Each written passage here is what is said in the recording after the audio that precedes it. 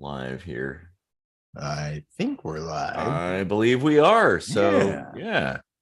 Well, welcome to, what do we call this again? Kitchen sink microscopy.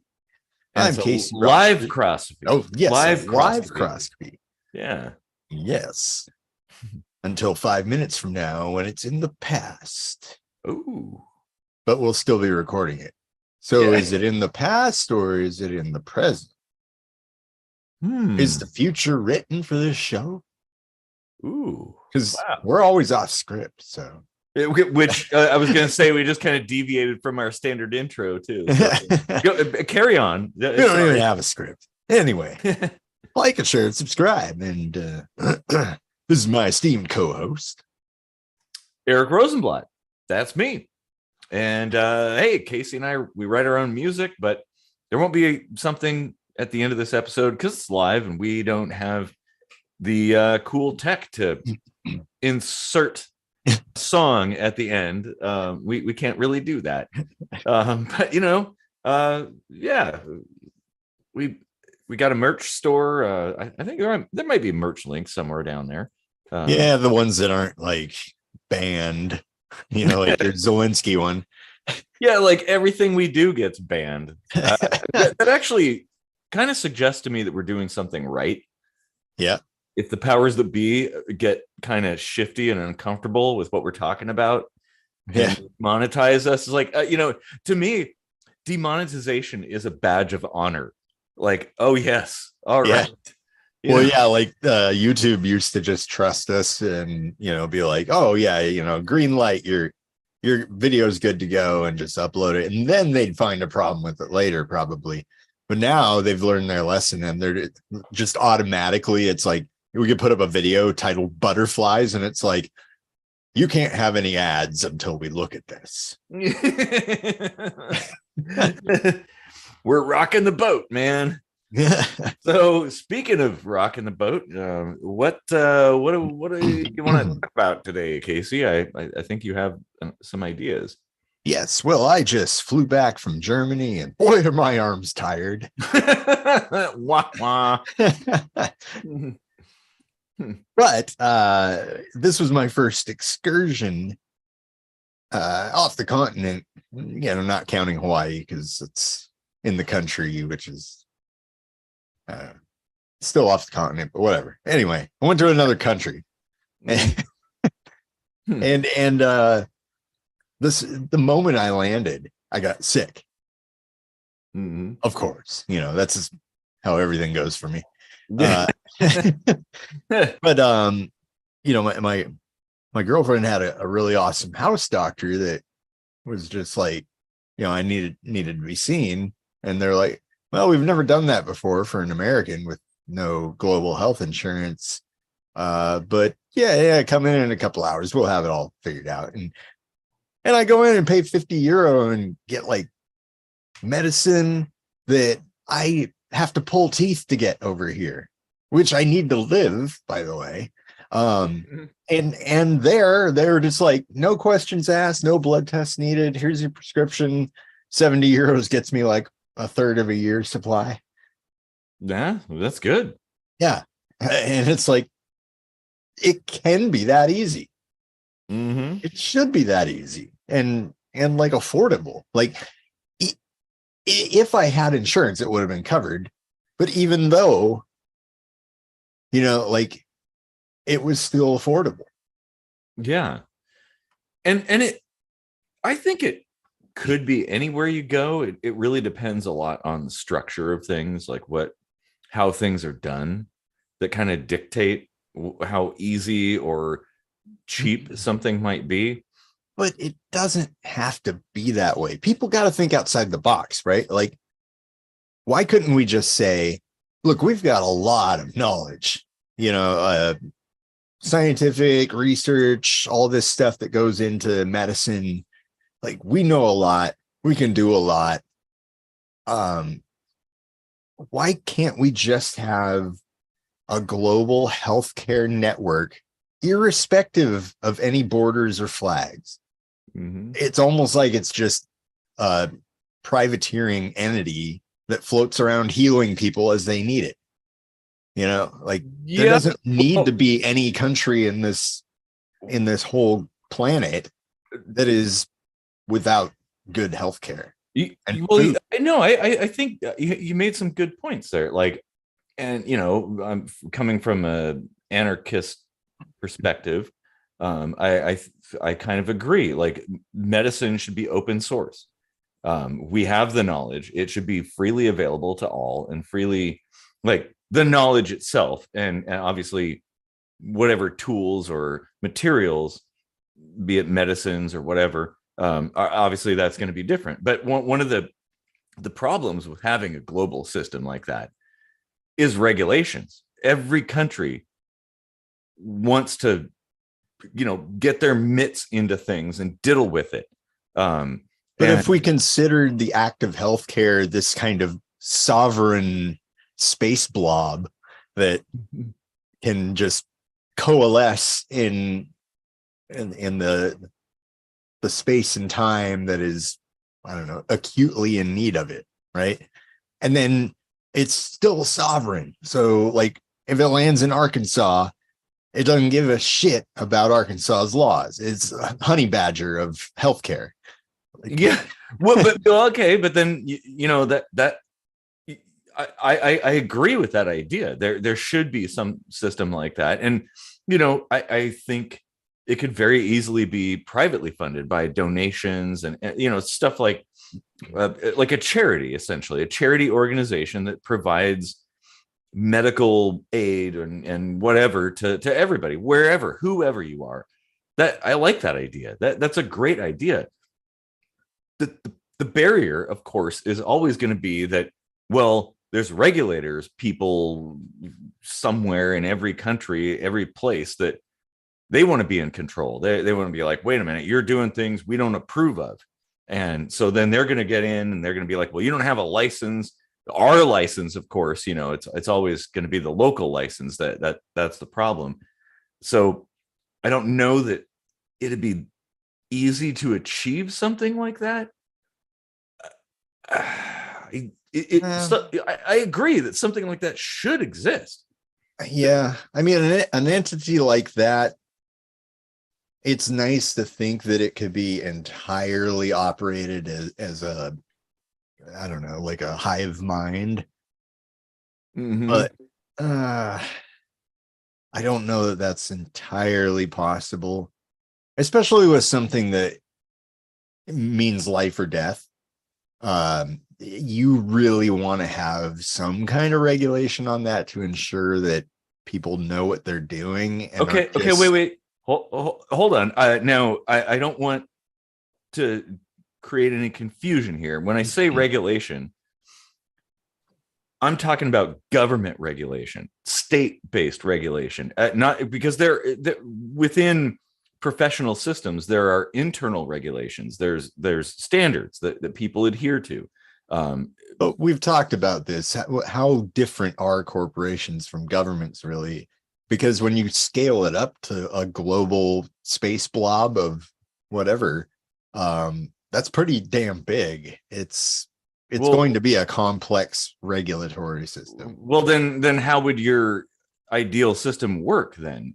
Because wouldn't it be like? Well, that's where the outlaw part comes in. What's that? That's where the outlaw part comes in. Well, yeah, because I was going to say, wouldn't it be susceptible to the same forces that affect those other systems? So how do you It's basically, it could still be privately operated and still be operated like a government would do, like maybe more in a perfect manner, because there's far less to actually regulate than in an entire society. Sure. If you're just regulating the healthcare, it could be pretty well constructed and function quite well, I think, without like bureaucracy, let's say. Yeah. And I think that the structure of a system like that would determine how efficient that would work, that like how bureaucratic it would become. Yeah. We already do this with science, like there are global, like completely cooperative efforts like IUPAC and stuff like this, Mhm. where scientists of like minds come together and collectively kind of coordinate and guide the ethics of their domain. Yeah, well, and in fact, the very same thing exists in the engineering realm. The Yep. IEC, like that is not a government entity. That's like a built or composed of people who work in the industry, experts and stuff like that, and they sort of dictate the standards for things. And it isn't legally binding necessarily, but well, I mean, if you want to stay in business, you probably might want to adhere to certain principles. Like, hey, if I'm making a USB device, I would want the plug to be this shape so that if somebody buys my USB thing, it'll plug into the port and will work. Like, if you don't adhere to those standards, it might not work. So, yeah, like I'm concerned though. Like, I think that this idea is really good. The concern is that there really is no organization that, well, look at like you're saying this is a like a life or death kind of thing, and so of course it should be a given that it's important and supported by everybody. But then there's a lot of life and death things out there all over the place where corporations, governments, individuals, organizations, they don't give a shit. Like, they completely ignore all of that. Well, let me just say, like, what this would look like without the legal toes in the water is that you would have this system that creates a certification for what they consider like the general basics of being able to do this well, right? Mm-hmm. And you're free to participate in that because, like you said, that has the reputation for working. People couldn't easily glance at that and go with your business. But, you would still leave it open and, legal. Legal isn't even the right word because it's just, there's no law in this aspect, right? Yeah, it's human nature. You could operate that way, but you can't say, well, hey, I've got this certification. People are going to have to know, like, oh, I'm not paying you jack shit because you're just kind of guessing, but, I need somebody that kind of knows more than I do, at least, like for the minor stuff, you can operate on that black market level because it can be freely available for another reason that we haven't talked about much, and that's human compassion. There are still doctors that do it to help people. Yes. So a lot, actually. Yeah. So like the occasional gratis work or whatever. Or funded through charities and things like that. Yeah. I agree. That's, in fact, countries could even, kick down some money from tax or whatever to fund it and get to wear the badge that says, come to our country because we're certified working with the healthcare because we care about you. Mm-hmm. And then people will be like, oh, let's flock to that country. Yeah. Well, I actually I like a lot about this. And the open source nature, like for me, having things kind of free, essentially, as in information exchange and ability to try different things is really important because at least we could look at the US because we both live in the US.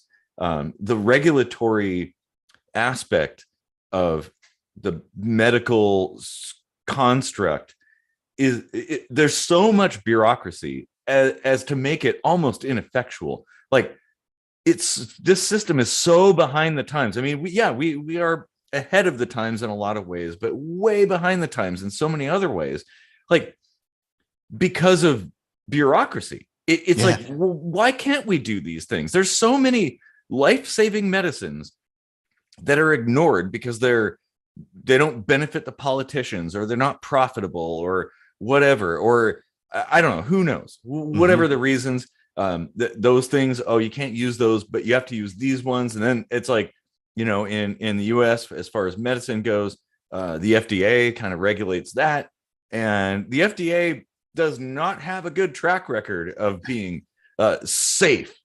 um, a We lot of very dangerous things have been labeled okay by them, and so it's like, okay, is that a good way to do things? I don't think that's good. It's like, it's so slow to react. It's yeah. like an old person driving in the snow or something. They just overcorrect and go in the wrong direction and move in the wrong way. Like, I just had to apply for Medicaid for my parents. mm-hmm.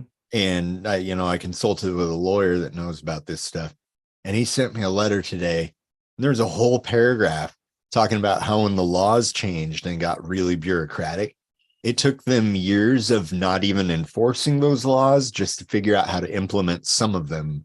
And there are like all these like nasty adjectives floating around about the new law, like, a complete anchor on the system and, like mindless gibberish. Like there's like some real cutting jabs at the amount of laws that go into this. And remember when we had the business and I was trying to get Medicaid because I had cancer, and I come to find out that my application had been collecting dust while I was dying.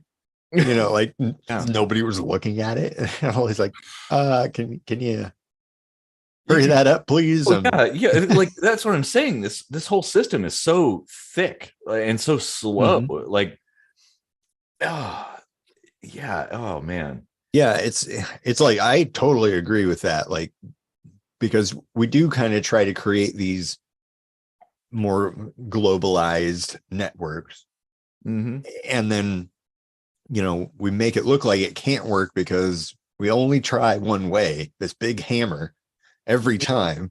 Mm-hmm. Yeah. And it makes it look like it can't be done, at least from an internal view. Many other countries in the world know it can be done and have actual evidence of that. And I don't know that anybody's system is the right system. I mean, it's helpful that there's other places that are doing other things, that we should be doing that. That's how we learn. That, I mean, that's kind of like the scientific method, and I like the idea of a globalized network of people working in that industry, sharing ideas and information, and working together, innovating, things like that. If somebody comes up with an idea in one place, it's available to everybody. It should be. Patents, though, of course, fuck patents.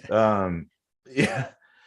Uh, I had a thought about something you were saying, and I can't remember what you were saying now, so I've lost that thought, sadly. But it'll probably come back to me at some point. Yeah. Yeah, it's like, of course, there's not a perfect system, but at least something in which everybody has access to it. I feel like that should be the bottom rung that you're grasping for. From Sure. there, you can do whatever idea you've got, but everybody should be able to have health. Well, at least Good on a health. basic level, I think there's probably limits to how far that goes. Life sustaining things, sure, that makes sense. And but beyond that, maybe it does cosmetic surgery count in that regard? I doubt it.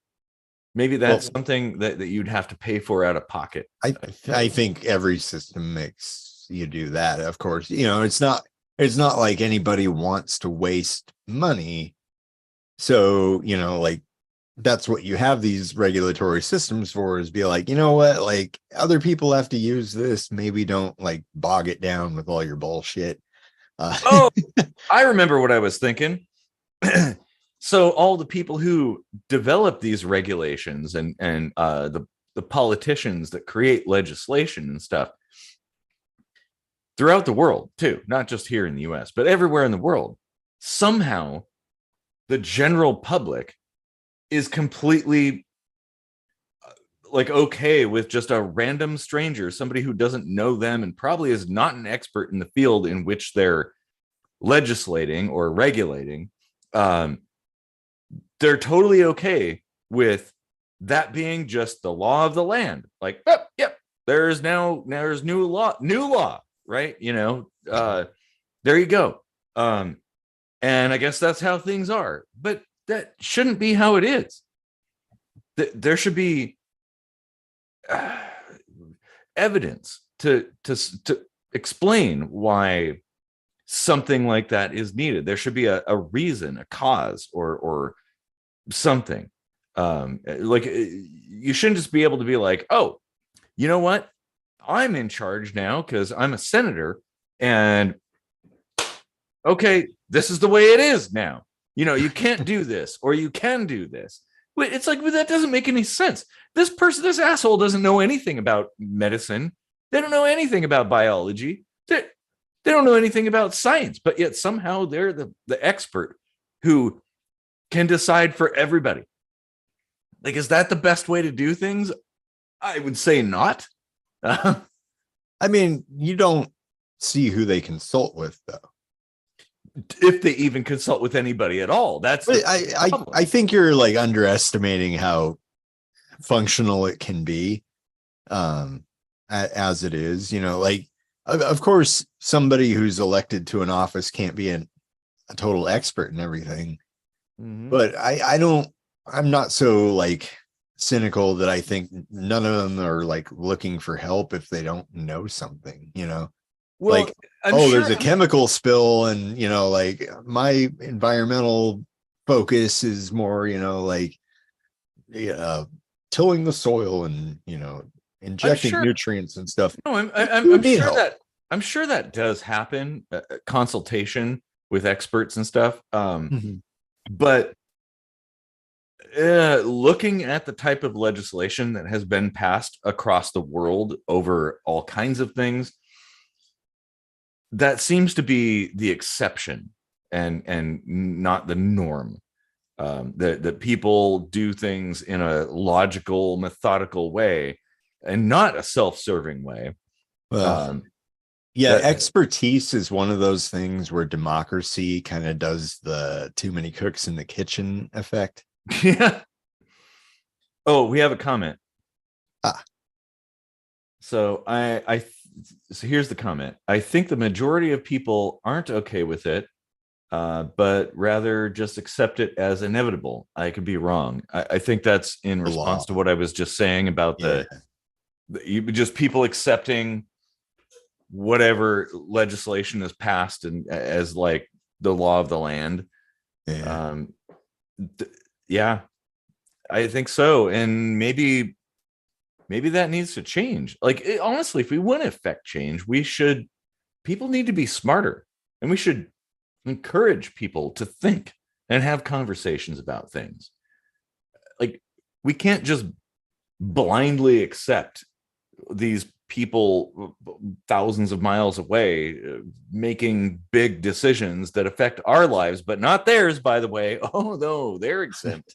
But if there was a global space blob of healthcare operating outside any governmental entity all across the world, like when it does butt heads with the way things were and always have been, when it butts heads with that, like, do you think there's a way to work together without violence, or do you think you need to have like some Rambo motherfuckers that protect the healthcare space blob? Well, I think the Rambos might be necessary in some situations, but in general, I believe that people tend to get along. Obviously, you're going to be stepping on toes with a system like what you're proposing.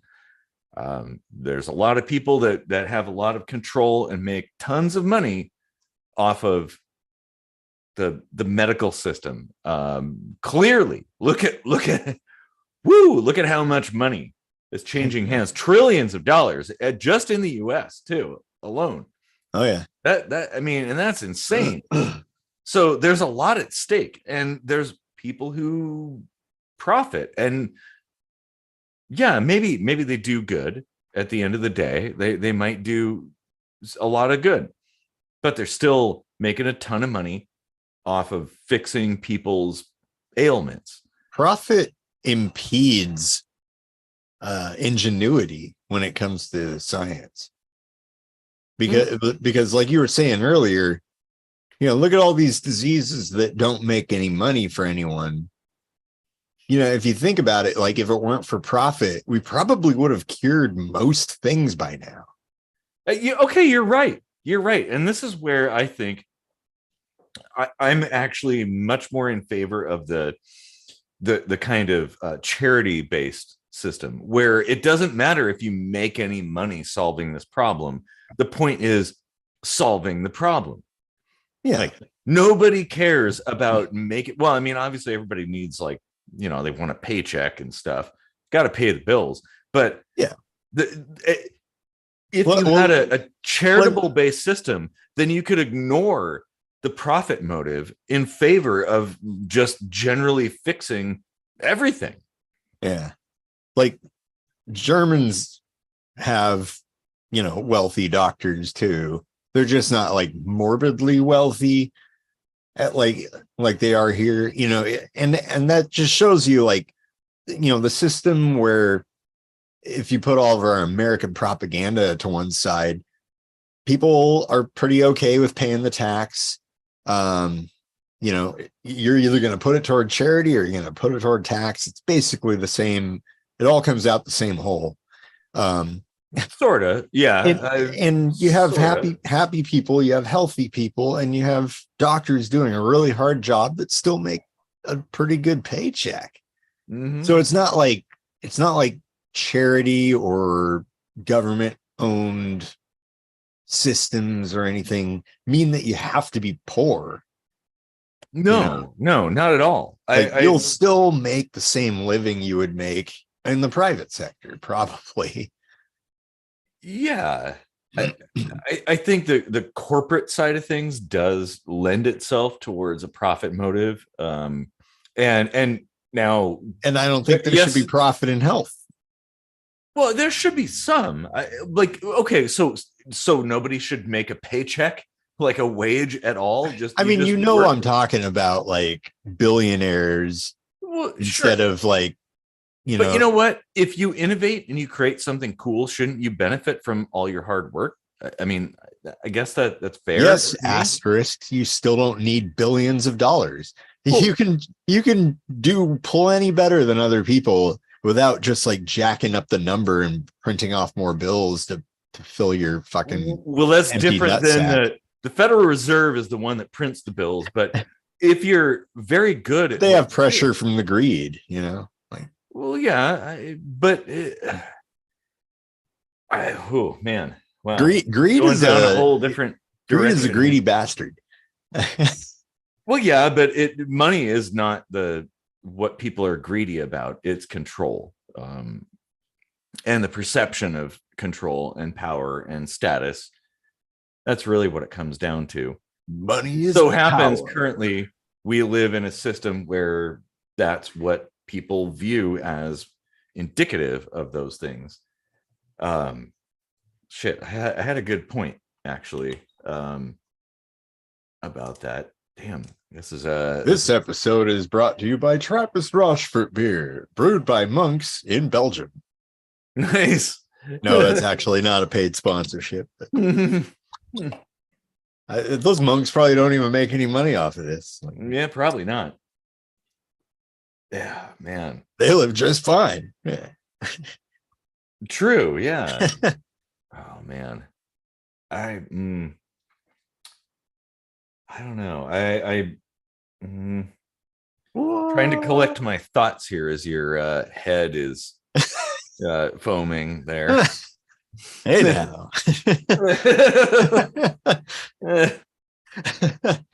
Man. Well, we could kind of jump horse to the topic you had in mind, Mm-hmm. because there might be some parallels in the fundamentals. Yeah. I think we should revisit this particular conversation. And well, we will, because we always do. I kind of want to have that one with Randy because he lived in Japan for a while and they had their own system, and it would be a really cool like three-way perspective on the concept, you know. And if anybody else watching has experienced healthcare in another country done a different way, you're welcome to come on and put in your 2 cents or your €2 or And not only just like where you've been and how people are doing things in a different place, but your ideas about how things ought to be done. To me, that is much more valuable. Like new ideas. We need new ideas, fresh thoughts. That's kind of important. So what was your fresh thought? Well, so I was thinking, I don't remember what sparked this thought in my head. I don't remember, but I thought we should talk about qualified immunity and accountability. Yeah. I was I had my Spotify shuffle going the other day, and the song I wrote for George Floyd, I Can't Breathe, that came on the mix, and I started thinking back to around that time, around 2 years ago, and how the subject of qualified immunity was like kind of hot for a little bit there.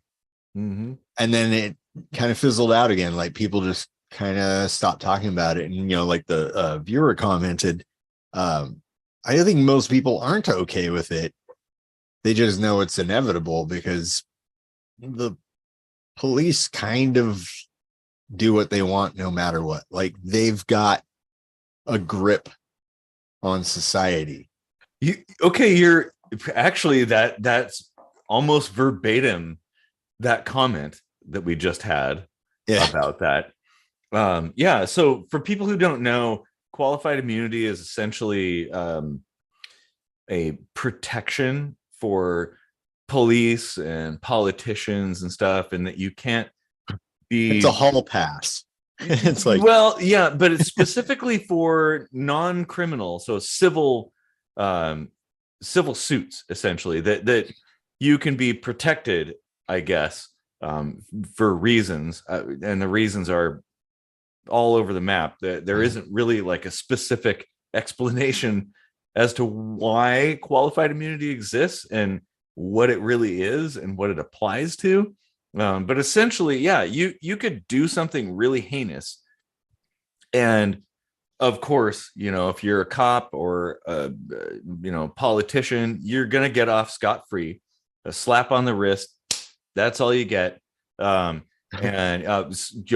paid administrative leave or something for a while. But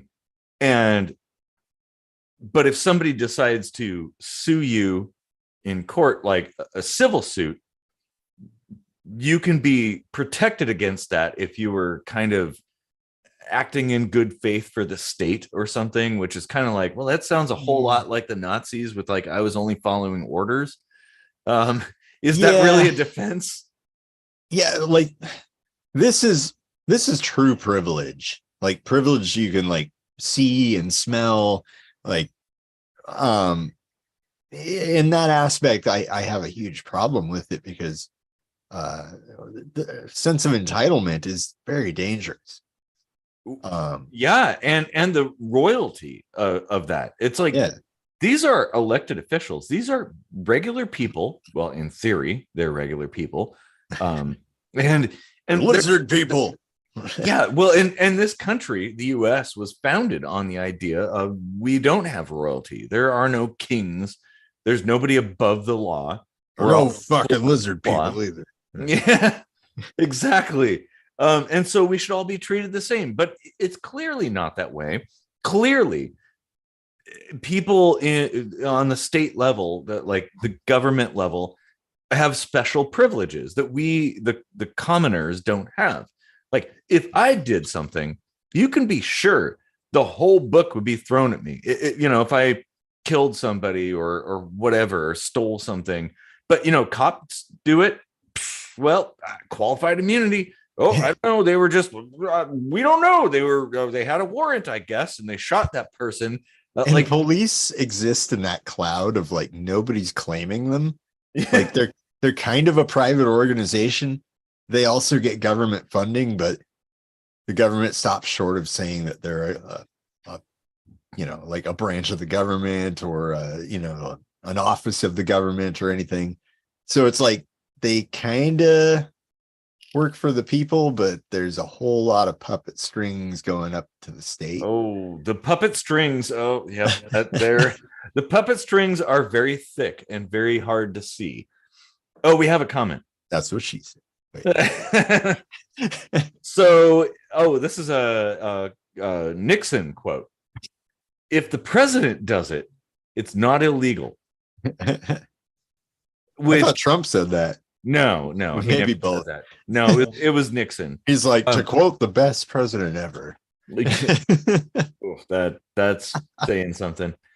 But yeah, like I get what Nixon meant is like, whatever I do as president, I am immune to retribution.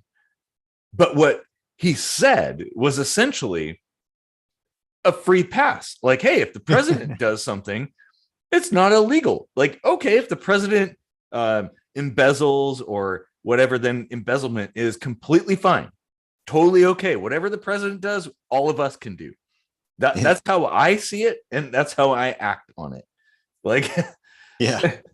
Well, I'm just kind of cursory paying attention to the Trump related trials and stuff. And every time I'm at my dad's and the news is on, it says like his entire staff and every intern that ever worked for him is found guilty of something and is going to prison for 7 years. But the judge declines to hold Mr. Trump responsible for it. It's like, whoa. You telling me like the paper clerk had more to do with this than the guy calling the shots? Well, okay. So here's the thing, like from my perspective about that particular situation or similar situations, is all of that is monkey dust. It's a smokescreen. Essentially, it's there to get people. Well, it's like sports. Like you pay attention to the sports ball game and all that stuff, and you get all excited and riled up about that. And then meanwhile, you ignore all of the things that are happening behind like in the shadows. And we should be ignoring anything anybody puts on headlines and stuff like that regarding politics. We should just kind of toss that out and look deeper. Like, what is actually happening here? Because sure, there are corrupt people in politics, obviously. That's kind of a given. But it does us no service to focus on one person or whatever, like whoever they are. We need to be focusing on the system, because the problem is not a person or a party or a group or something. It is the system itself. The system is fractured. It is completely broken, and it does not wish us any goodwill. It doesn't work for us, and it hasn't for probably at least 100 years, if not more. In fact, it probably hasn't worked for us since the beginning of this country. And wherever you live, in whatever country you live in, your political system hasn't worked for you either. And yet we keep doing it this way. Yeah, exactly. There's a great philosopher once said, fool me once, shame on me. Fool me twice, we won't get fooled again. And that was a really deep, meaningful statement. I think he was trying to say, look at you, stupid American people. Mm-hmm. You keep doing the same thing and expecting a different result. Yeah, actually, but he was like encoding it in like being a stupid person. Mm-hmm. And I think actually he was not that stupid. He was just playing dumb. It was like a role. I hate He to was be actually a around when one of lot these more suckers makes a clever. speech. Yeah, he was a lot more clever than people gave him credit for, honestly. And hella talented with his painting. Oh my God, yeah. Oh, and by the way, probably single-handedly is responsible for saving millions of lives in Africa. And if you don't know who we're talking about, well, I don't know, use your Google foo and figure it out. But seriously, yeah, that guy, man, yeah. Not as stupid as people think he was. Yeah. Dan Quayle, though. Oh, man. Woo! That was some next level shit there. Whatever happened to Dan? I'm actually kind of curious now. Like, where is he? We need to have him on the show. Be like, say the line, Dan. Say the line. And you'll be like, no, dude, no. And I'll be like, say the line. Mm-hmm. Like, I've made good decisions in the past. I've made good decisions in the future. And it's like, so what are you telling me, bro? Like, you have a time machine? Why are you holding out, man? And then I'll be like, now dress up like Doc Brown and say it again. Yep.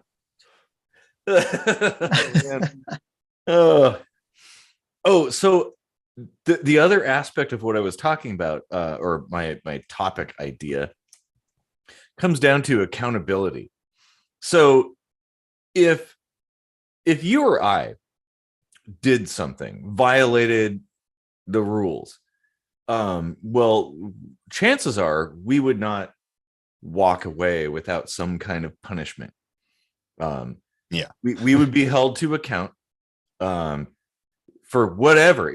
Stealing a candy bar, he was stealing an apple of the people. Like you just take a candy bar, you take a little bit of money, whatever, you file your taxes wrong. Oh, they're gonna rain down hell on you. Yes, voter colonel.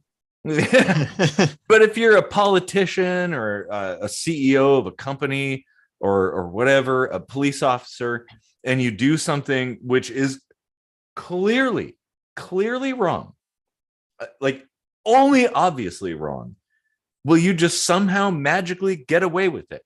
Yeah. Like, there's no accountability. Like, look at all the bad shit that's happened. Politicians have made intentionally harmful decisions over and over and over again, and never once do they ever get held to account. Never once are they punished for their misdeeds. But us, if we make one false move, one little, you don't cross the T or dot the I in the right place when you're filing taxes, like, boom, off to jail, like, so wait a minute. So somebody does a thing that results in potentially millions of people dying, and they're like, I don't know, it's okay. Like, where's the accountability for errors, especially intentional things that like if you connect the dots, and I don't want to get all conspiratorial here, but if you connect the dots, there's a deep web of darkness in the state, in government in general, and not just in the US, but it does exist here too. And yeah, there's the ivory tower thing, a whole bunch of people holier than thou, like, well, we know better, but yet they make dumb decisions over and over and over again to get people killed, and people keep voting for them, and they never get punished. Yeah. And same thing goes with cops. You've got bad police officers that harm people, imprison people unjustly, kill people, and they just get away with it. And everybody's like, like, what gives? Yeah, that's a lack of accountability is the end result of providing such a privilege. The qualified immunity, yeah, like you might get your cops bogged down in court with every little like thing done wrong or whatever. But maybe, just maybe, if that were the case, and a cop was like always in court defending some stupid shit instead of out like doing the job they want to do, well, maybe they would like actually behave better and not fuck up in the first place. Yeah. That's what accountability does. That's what responsibility is there for. That's why when COVID happened and everyone was screaming about rights, they were really just screaming about like maintaining their fucking cushy privilege. Like I don't want to have to be challenged or like asked to do something for others. I just want others to do things for me. Well, yeah. Well, that doesn't get you very far. Like, I guess the problem I have with systems like that is that the enforcement arm that enforces the enforcers, I guess, is internal. So it's all internal. That's the dumbest. Yeah. Like the government is supposed to check itself. How does that make any sense? Why is there not like a third party organization with absolute authority over the government, but not over the people that can, punish misdeeds? Well, it's supposed to have checks and balances. There's supposed to be kind of an internal pendulum sort of thing that counterbalanced everything, right? Which this department checks that one, which checks that one, which checks this one, like, and it worked a little bit for a while, right? But clearly when you have all kinds of these conflicts of interest, like senators voting for their own pay raises, well, that's a good example of that, or like term limits and stuff. It's like the people who say the term limits would have to go away are the ones who want to keep the term limits so they keep the job. So it's never ever going to be fixed without a little bloodshed. Yeah, well, I believe there's a much more less violent way to solve that, but that's there is a much less violent way to solve that. I accidentally poured too much whiskey into that Coke. But it's just a matter of like humans aren't going to do that. Well, humans on their own would, but the problem is the system is so immense. And so it's a leviathan. It's so entrenched and established, like as to be virtually unchangeable. And I don't like, I see a problem with this. I hate that system. I don't want this to be a thing. I want it to be community based, individualistic.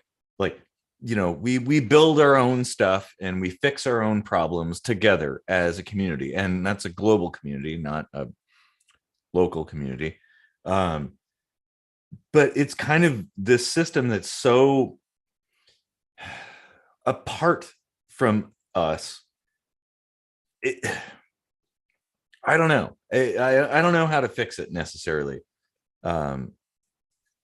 Something I think about all the time.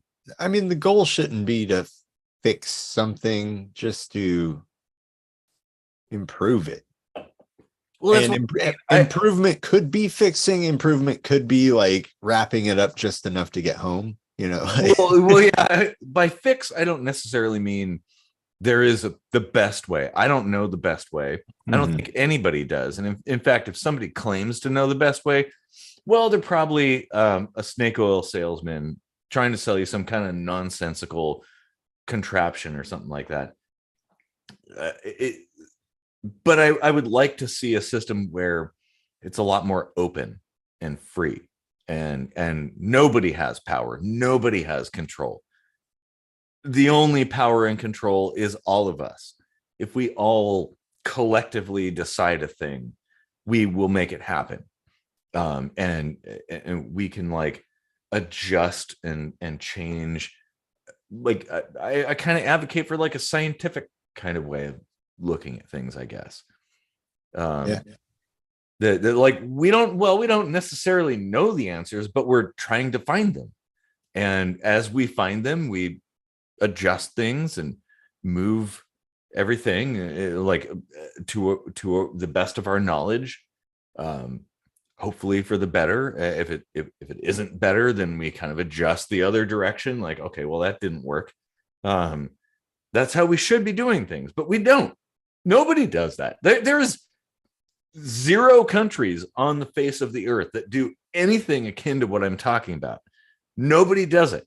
It's all fucking voting and politicians and bureaucracy and huge governmental institutions that are high up in the ivory tower, and they're all like, whoa, I'm holier than thou, like I know best.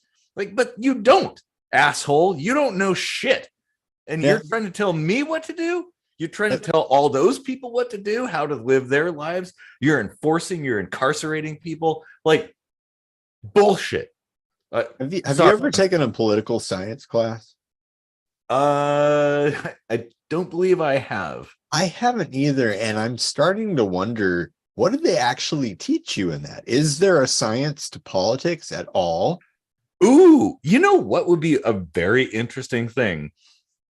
Because we could probably sneak into a college and observe the class for like a whole entire quarter or something like that. What if we did take a political science class just to see, like, make it a series? We'll audit the class, but instead of paying for it and getting no credit, we'll be getting all this credit in the form of information without paying anything. Yeah. Who audits the auditors? Exactly. Oh, yes. Okay, that's actually a really good point. And that goes back to kind of what I was saying about like the police and the government and stuff. It's like, well, who checks what's right? Who enforces the rules when it comes to the state? Like, we don't, and we can't. Like, I can't just sit here and be like, dude, you're a dumbass. You've killed a million people. I'm gonna just like put you in chains and hold you down until you stop. No, I can't do that. I'd be going to prison myself. Like, yeah. I think it's not just the government, it could be a CEO too, like they're almost untouchable. Right. I think like the higher you get on a pedestal, the fewer people you have to answer to, because if you think about it, like everybody does regulate each other in one-on-one interpersonal dynamics, like whether you know it or not, you're like exerting some kind of control, whether it's your body language or whatever, to put yourself in the most comfortable form of interaction that you can. Like we do affect our environment. Oh yeah. However small, but like it all plays together, I forgot where I was going with that. Well, we definitely affect the people around us. That's a very important thing. And I like my own personal view on things is, well, if what you're saying, what you believe is correct and just, then you should be able to argue that against all other counter arguments. Like what I believe, I would happily stand in the town square if there was one and accept anybody arguing against what I believe, because I've thought about it. Like, it's not like, well, because I'm the parent, like, that's not my argument. It's like, okay, no, I have like reasons why I feel the way I do, and they're rational, and they're based on logic. They're based on observation, and not based on just some kind of arbitrary nonsense. Like, oh, well, just because. Well, how does that make any sense? but that's how governments and corporations and other organizations work. And parents. Huh? And parents, like you Yeah. said, because I'm the parent, like, everybody's heard that and been frustrated with that excuse, right? Yeah. And rightly so. But on the flip side, like, I think we've also all been on the other side of the coin where, like, we just don't know what to do with somebody anymore because they're so stupid or whatever. And it's just like, just go do that. We just tell them, this is what you got to do. Go do it, Mm-hmm. and that's what I'm talking about. That's that, like, regulation in the one-on-one dynamics. So it's like, it's part of society. You won't get rid of regulation because that's just part of communication. Well, and it makes sense because not everybody's going to know all there is to know. It's impossible. So you have to defer to people who do know a specific thing. Yep. That makes sense. Like, when it comes to biology, I'm going to defer to you. Like, I don't know. I mean, I have a little bit of understanding, but not enough to even be dangerous, honestly. I wish. Well, it shows how smart you are, because I can name like 30 people that think because I'm a biologist, I've been brainwashed by the government. Yeah. So they know better than me. Exactly. Okay. Okay. But I get. I understand deferring to people who have more knowledge and experience in a particular field. That makes sense. Like, if you're working on a car or something like that, well, you might come to me for information, or an electrical circuit or programming or something. I mean, I remember the whole, like, programming thing, which, by the way, I still think about those games that you made. Those were awesome. But I had more experience. That doesn't mean that I have all the answers necessarily, but I'm statistically more likely to have the answers when it comes to things, and you would be when it comes to biology. I was going for something, and Well, it's like regulating one-on-one sort of yeah. thing that, yeah, you were saying, like, yeah, of course that makes sense, but it's like, yeah, like, where do you draw the line at what is an acceptable, imposition on your will? Well, I What guess, isn't, yeah, and I think what I was contemplating is, I think regulation is fine, but regulation should make sense. It's kind of like, who decides that it makes sense? or well, okay, that's what I was getting at. I'm hold on a minute. It's kind of like the whole "I'm the parent" argument, right? Well, if you have a kid and they're about to touch a hot burner or something on the stove, and you're like, "Whoa, don't touch that!" And in the moment you say, or they're like, "Well, why?" And you're like, "Well, because I'm the parent," and you pull them away. Well, there's an actual reason that you can explain. You could be like, "Look, you don't want to touch that burner because when your hand hits that thing, your hand is going to melt. Yeah. If you stick that fork into that socket in the wall, you're going to die. You will be electrocuted. You will not be able to let go of that fork until you're dead."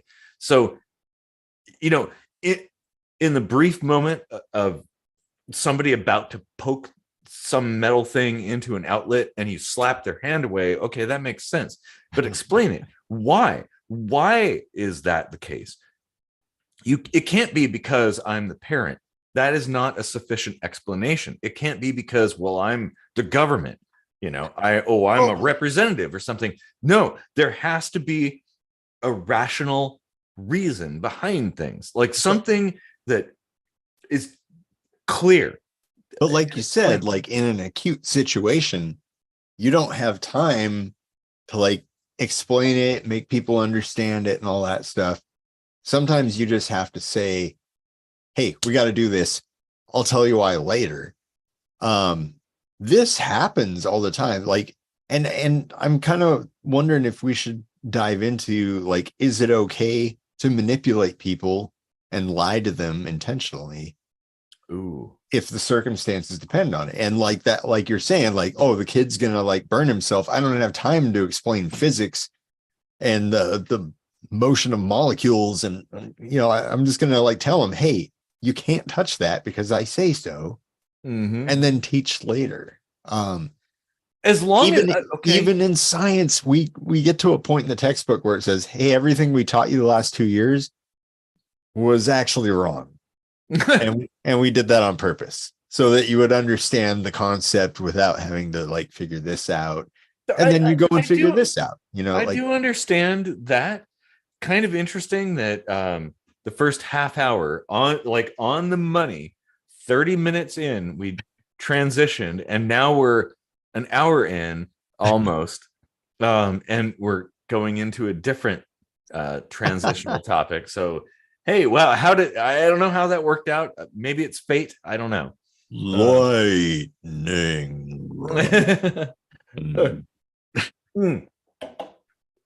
I'm completely on board with what you're saying.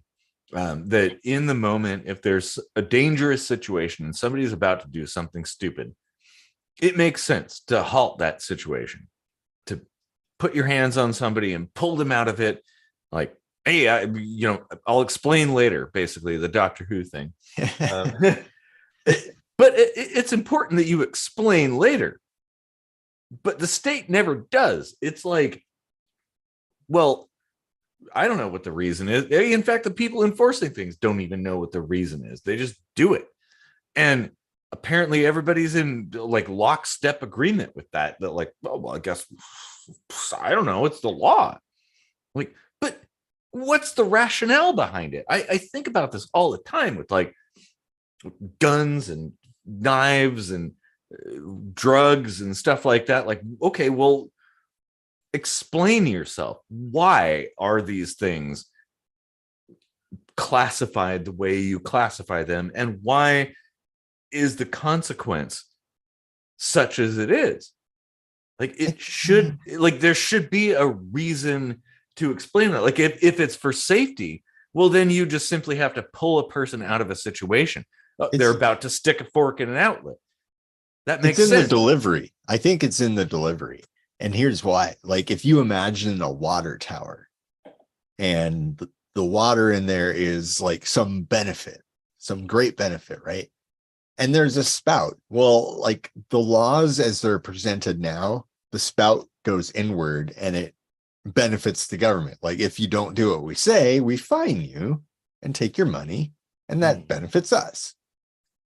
But if the law were written in such a way that instead of saying how to enforce a thing, just say, here's how you should be doing something to minimize damage to yourself or others. And, not make it like a profiteering scheme out of behavior, Yeah. Well, and from an engineering standpoint, in the engineering world, like the rules, there are lots of rules and stuff, building codes and stuff.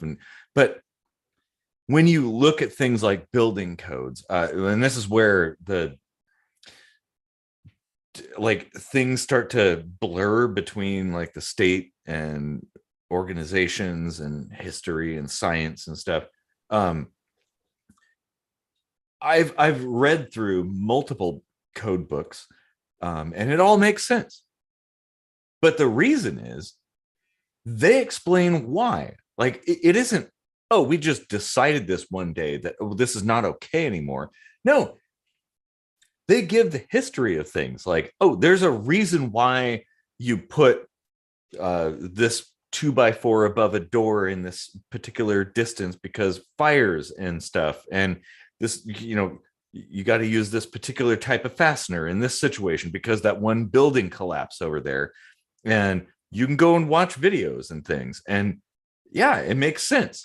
Like, okay, only an idiot like would use the old way, of course he'd use the new way. Like, because it makes sense. It's explained. There's a rational reason why those things exist. And I don't agree with there being some kind of prison sentence if you violate those rules, because violating the rules is part of furthering your understanding of things. Because, well, within like science, it's like, we don't necessarily have all the answers. So sometimes things we thought were wrong might be right tomorrow. We just don't know, and the only way to know is to try. Now, when it comes, I wonder if societies were started by autistic people that just had to have things a certain way. that could be, yeah. Like in the beginning, there was the measles vaccine, and then autistic people were born. Oh, wait, we don't have our esteemed guest, Etienne. Oh, Etienne, yeah. I shouldn't be poking fun at him. I like how the beginning is the measles vaccine, which is like millions of years later. Like, that's the starting point. Oh man. Well, I mean, it depends on what you believe, because some people believe the Earth is kind of young. Did we do an episode on that yet? No, we haven't. Oh, I thought we did. Oh, you know what? We did, and we lost it. Okay. I think we did. And it was one of the ones when I moved back here and we were doing them in your living room. Oh, and yeah. We lost it. Like, yeah. I forgot about that lost episode. We should find it. Oh, I don't think we hit record, actually. There's nothing to find. I think that might be correct. Well, we might have to do that one again. Because I definitely have thoughts about that. Yeah. Oh, man. Wow, this is some, wow, we were all over the map, but I think, oh yeah, we did we really touch accountability all that much, or did we get distracted? I think we got a little bit distracted. Yeah. Well, I mean, I kind of went off on a rant about accountability, so I think I might have covered a pretty good pile of it. Yeah, I guess. If I were to rant about anything, it would be that, like, every right has to have a corresponding responsibility. Like, well, I think there's natural rights, and that in itself should be its own episode. But I'm just saying, if you also have the responsibilities you have are responsibilities to your fellow human beings. Like, yeah, we're all living here together. We have to somehow get along. But more importantly, I'm trying to say, like, if you really think you have to have qualified immunity to make the job work, then the responsibilities for carrying that privilege need to be heavier handed. Like, it needs to carry more weight. Okay. No, you're right. That like, we should be more scrutinous, not less. Yes, absolutely. That is actually something that I wholeheartedly believe. Yeah. That, like, if you carry a gun for the state and you're the wielder of discretionary punishment for people, well, you have to be viewed under a bigger lens, like, like, and if you make a mistake, your justifications have to be even more legit. Like, you can't just be like, well, I don't know, and that's good enough. No, because if that's okay for cops to say that, then it's okay for me to say that. I could be like, well, I don't know, that prostitute, that crack, it was, I don't know, like, that should be good enough. That's evidence enough. Yeah. Case closed. Like so. and yeah, I mean, when you have people whose job it is to essentially carry the means of executing a person in furtherance of enforcement, well, yeah, we have to be very critical, hypercritical of everything. Like, and I mean, yeah, that could come with its own problems, but we should be, honestly, like, you, like, okay, if you're right, if this person was a bad person, well, then that would make sense. Like, that should be borne out by the facts of the case when you go to court and stuff. Well, if it ever does go to court, and it probably never will. And I mean, I get that they do kind of do this to a degree, like the whole paid vacation when there's some kind of incident with a gun or whatever. Mm-hmm. Is basically saying like, hey, we recognize that this needs a lot of attention, right? Mm-hmm. And I think that, you know, to an extent, they do kind of understand that, you know, you still have to apply as much effort, but you can do it on the back end and like not lay it all on the cop, right? But to have it be internal, like you had mentioned before, that's a huge conflict of interest. One Yes, very, yeah. yeah, I mean, like it's hard for me to give too much credit to their effort when they have that big of an oversight. Like, uh, Mhm. I mean, yeah, you kind of get what needs to happen, but the way you're doing it, not really cool. Yeah, and I'm not very sympathetic to the enforcement branch of the government in Well, that regard. That like, you know, I don't, if I have nobody some should have kind a of, bullet in the back.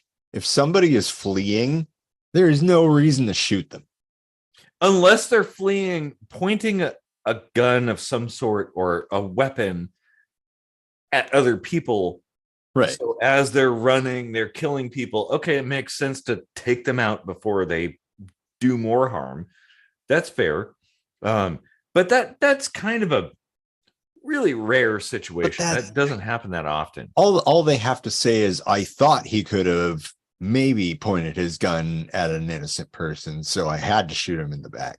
That Which, that's the slippery slope that always well, happens, you know. well, but that apparently is enough for the enforcers to Yeah, get it off scot-free. yeah, Not enough for me to get off.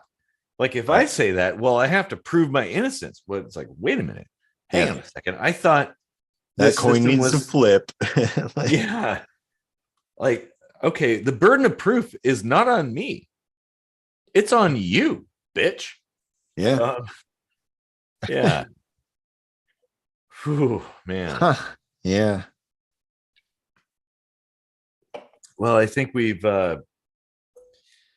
rambled on long enough, but damn, this is good. Yeah.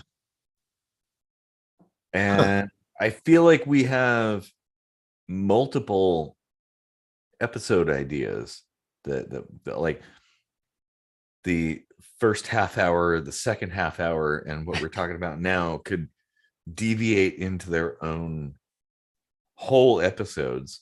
Um, Oh yeah. I mean, there's so many questions. Like, I'd like to hear people's thoughts on what they think about qualified immunity, civil asset forfeiture, which that's its own episode. Oh my god. Yeah. Um, and or your own experiences, like dealing with the enforcers of the state. Like, what are your experiences? You know, are they positive, negative? I mean, you know, mine have been kind of a mixed bag. Um, Generally positive, but also not.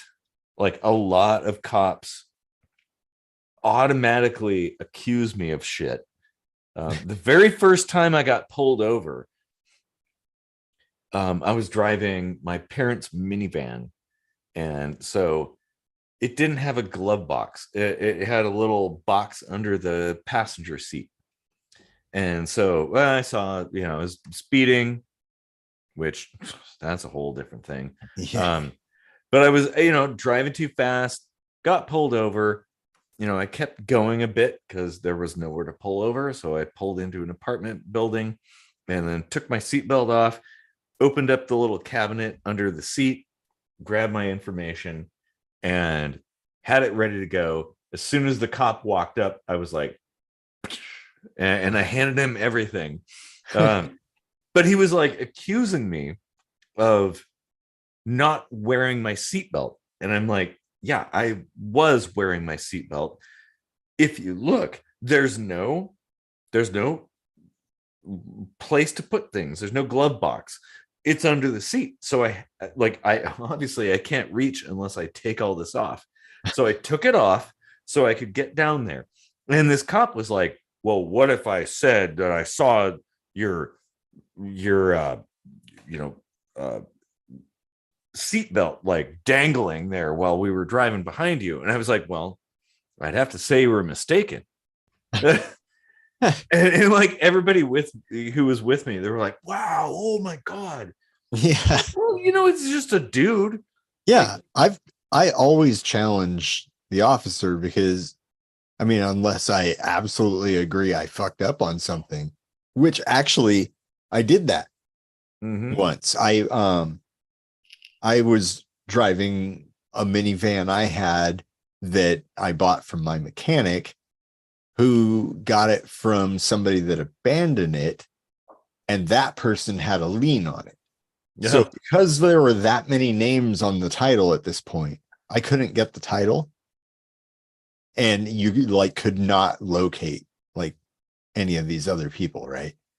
So because I couldn't get a title, insurance wouldn't cover me. I was like, wait a minute, I want to hand you money and say, please insure this vehicle. And just because I don't technically own it in your eyes, you won't let me insure myself and this vehicle under the law?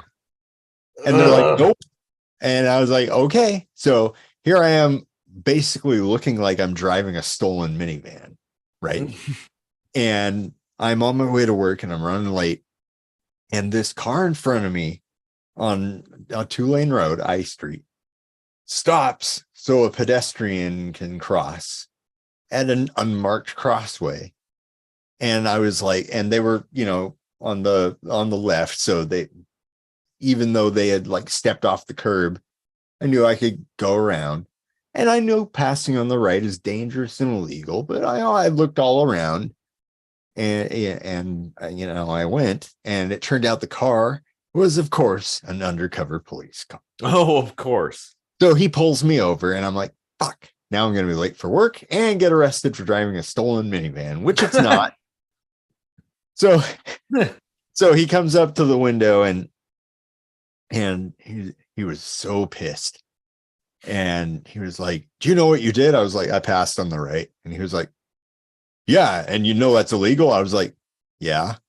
But you know what else is illegal is stopping for a pedestrian at an unmarked crosswalk. And he's like, no, I'm the police officer. I know what's right. And I was like, RCW 183.020. Like I had just read it the day before when we were at PGT.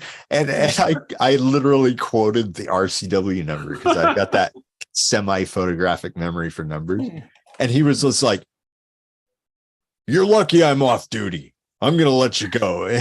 Like, here he is looking at like just my license. I've got no proof that I own this vehicle. I've got no proof of insurance.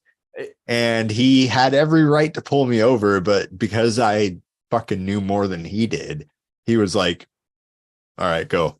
Well, and busting out like pieces of legislation like RCWs and stuff. It definitely comes across as like, oh yeah, wait a minute, this guy knows what he's talking about.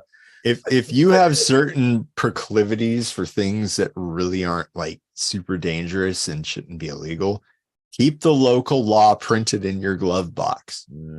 It'll come in handy. Probably so. And it's kind of sad that you had an advantage in that you had previous experience knowing all of this, but it could have been anybody else that got pulled over and blamed for stuff and might have gotten arrested Yeah. for that shit. Like, yeah, a certain type of person would have been screwed. mm-hmm. And I'm sure there's people that would have handled it more diplomatically than I did. But my brash assholishness actually kind of worked to my advantage there. Mm-hmm. Well, when you're dealing with a brash asshole, maybe fight fire with fire, I guess. And yeah. I mean, to an extent, there is an upper limit. How far you want to go with that. But that's, I don't know. It's kind of a humorous way to like end up on, the concept of, I don't know, maybe abusing privilege in a legal sense, which police do all the time, and which does kind of tie into the healthcare thing too, because I mean, like, I don't know, just stuff like that really rubs me the wrong way. Like, the basics that we need to survive and live happy lives really ought to be like, I kind of just like think it should be freely available. I mean, and when I say freely, I don't mean like no cost or anything. It's just like such little cost that it's feasible that no one will starve to death, no one will get sick and die if they don't have to. A realistic cost. And I'm like, okay, well, the cost is less of a thing. The most important thing is that everybody has access to the information.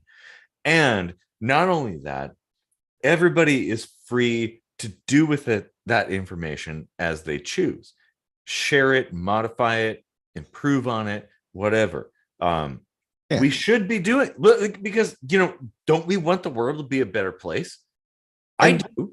Yeah. I don't want people to be sick. I don't want people to die unnecessarily. Eventually we're all going to die, but I don't want people to die of things that are preventable, especially when it's like, well, the technical cost of a thing, a treatment, might be pennies. And well, somebody has a patent on that, so now you have $1,000 for that shit. That's the problem. It's like all the waste that goes into stuff. It's like everything could be paid for and people could live very comfortably. It's just that there are all these people trying to hoard it all up. So you've got to like create some kind of protections against that, but they're never good enough, No, that is a problem that you're right. They're never good enough. That these kinds of systems don't protect us. They actually harm us. But I don't know that it's more harm than without them. I think there is. Well, maybe that's something that is best left to other people, like more qualified people. I agree. Like, information should be free. Whatever we learn should be available to all and usable by all. And yes, I know, of course, there will be harm caused somewhere by someone, some evildoer, but it's like, okay, so your alternative idea is to fill the world with evildoers that have guns. And that's somehow supposed to make the world a better place? Like, what? Right? Well, it's like what I came up with that idea for the running over bicyclist game, but it was like really shitty. and then you like made a super cool one. Yeah. And it's like, if there was a patent though, that would never have occurred. So it's like, it doesn't matter if you thought of something first, somebody will be able to take your good idea and do something better with it. And if you don't have a patent. And we should, like, copyrights, patents, whatever. We should be trying to make the world a better place. Like, I mean, it's really important to consider. Yeah. We're all on this dirt ball together. Like, competition really does kind of impede progress. Yeah. Like, we're all flying around a black hole together here on this dirt ball. Like, do we really want to be at odds with each other and try to make all the money that we can? It's like, okay, well, you know, you die and then all that money goes to somebody and they squander it. Like, that's your legacy. Okay, nice. Good job. You know, it's funny. The idea that competition is a good thing is predicated on profit. You know, it's like the whole innovation only comes from having competition is actually just talking about what idea makes the most money, not necessarily what is the best idea.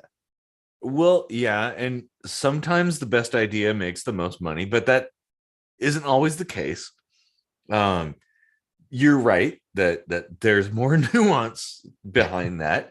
And that's something that, like, we all should consider. Like, hey, imagine if I don't know, giant flaming meteorite is coming down. Like, well, does money matter anymore? Like, I remember one of the scenes from one of my favorite movies, War of the Worlds. That's the 50s War of the Worlds, not the one with Tom Cruise. Tom Cruise, yeah. which was, it was okay. It was good, but there was a scene in there that affected me when, like, I was a little tiny kid and I watched this over and over and over again. But there was a scene where everybody was scrambling because the Martians are invading and they're just like blowing everything up, and people are trying to get out of there. However they can, like hopping on buses and getting in, like stealing cars and stuff. And this guy has a briefcase full of money. And he's like, I'll pay anything, anything. And people just like kicked him to the ground, and his briefcase like busted open, and all the money just like spread out on the ground. And he was killed because that didn't matter. Like, nobody cared at that point about money. Like, they just wanted to stay alive. I love that there was a guy just carrying a briefcase of money. Yeah. He's like, you never know. I might need my briefcase of money. Yeah. Oh, man.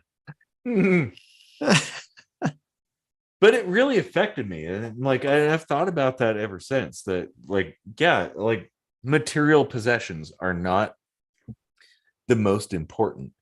When your time is up, you can't buy your way to more years on this planet. You're just gonna die. Sorry to be morose, but it's a fact. Like, we're all gonna die someday. Yeah, think about how much stuff you have that's collecting dust. Like, how much was it really worth if you only ever look at it every 15 years or something, you know? Like, yeah. Well, and I think, like, I want to use my talents, I guess, to help people, to make the world a better place, to change things for the better. We all should be. Imagine, imagine if that was kind of the MO of humankind. Like, hey, we all want to make the world a better place. Like, do your part, whatever you have, and don't discount yourself. Like, everybody has skills, everybody has a capacity to do good and to affect change and to do something remarkable. We all do. And, like, imagine if we all got together, how crazy awesome things would be. We would, if that was the case, if that was what we did, well, it'd be like Star Trek now. Like it would have been Star Trek like 100 years ago. Like, yeah, we could have achieved that, and we still can, but we won't until we get to that point of ignoring all of the powers that be telling you, well, that's not authorized, that's illegal, or well, that's not fashionable, or something like that. Fuck you all. Just do what you got to do. Affect change. Be the change you want to see in the world. God. A military fashion show. Oh my God, that's my favorite song. And one. They're awesome. Yeah. Panzermensch is another good one too. But I heard a cool cover of a military fashion show the other day. Really? Yeah. Well, we should cover that song. Yes, I think so. I actually like, so that's one that I can vocally, I feel comfortable with. So maybe we could, yeah. I don't know if this gets what should we say, 10,000 likes. Let's say 1,000 likes. We'll do a cover. There might be a cover anyway. It'll be demonetized, probably privatized. Nobody might see it, but hey, yeah, it'll be out there. Yeah. Whew, man. Well, we're an hour and a half. We actually, like, the next half hour, that's a perfect point to kind of end the episode on. Man, this is like by the book, by the numbers. Wow. How do we do that? Another good one, fueled by alcohol. Yep. And great ideas. Yeah. Pizza. Mm-hmm. Well, now. Say, yes. Yes. It seems to be we've hit the tail end of the microscope. Yes. My ass is on glass. Yeah, my ass is on fire. Oh, man. Oh, Jesus. Yeah, well, if you've enjoyed laughing at our drunk ass philosophies, please share this video with all of your friends and say a little bit about it, because that boosts the algorithm too. When you say something, if you just post something, they're going to be like, yeah, whatever. But if you say something, they're going to be like, oh, this made somebody think. So if we made you think, or if we made you think that we're alcoholics, whatever we made you think, why don't you share the love and do a little blurb about good old KSM. We got a lot done today. Oi. Yeah, we did. So yeah, that oh my God, that was a fantastic episode. And I think we'll be coming back around to some of these topics, because we covered a lot, but there's a lot left uncovered. So yeah. We'll be coming round the kitchen sink. We'll be coming round the kitchen sink. We'll be coming round the kitchen. We'll be coming round the kitchen. We'll be coming round the kitchen sink. We come. Oh, dropping loads all over your kitchen sink. See, I told you we got to watch the end. Demonetized. Okay, that's perfect. So I'm gonna see if I can, like, if I end this. Hold on. Yeah, okay.